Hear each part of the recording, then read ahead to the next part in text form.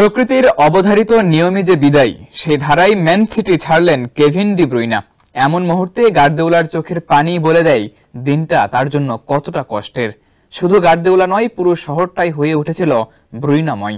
কিংবদন্তি এই তারকার বিদায়ের মুহূর্তের বাকি গল্পটা প্রতিবেদনে।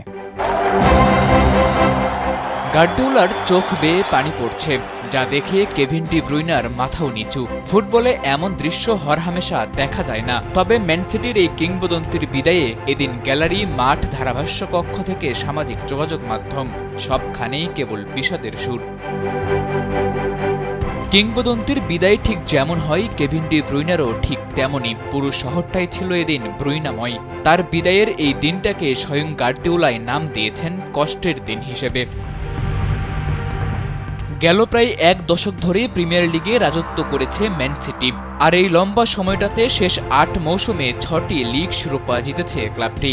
আর এই অর্জনের পেছনে অন্যতম কারিগর কেভিন ডি ব্রুইনা। ৬টি প্রিমিয়ার লিগ ছাড়াও যিনি একটি চ্যাম্পিয়ন্স লিগ, ২টি এএফএ কাপ এবং ৫টি লিগ কাপ শিরোপা জিতেছেন।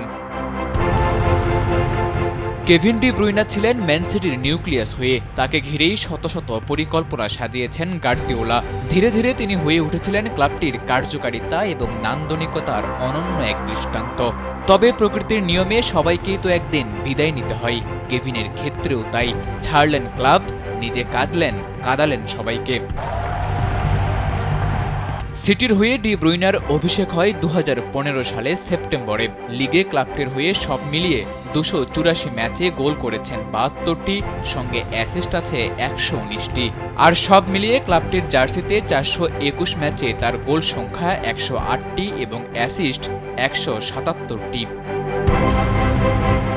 সাদাতুর রাফি, কালবেলা।